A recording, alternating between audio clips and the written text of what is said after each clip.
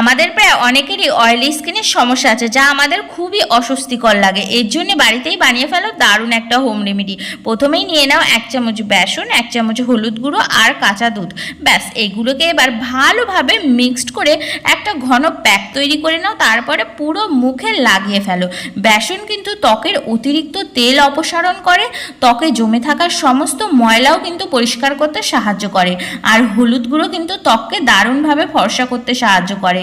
কাঁচা দুধে থাকে ল্যাকটিক অ্যাসিড, যা ত্বকের মৃত কোষগুলোকে এক্সফোলিয়েট করতে সাহায্য করে এবং ত্বককে দারুণ উজ্জ্বল করে।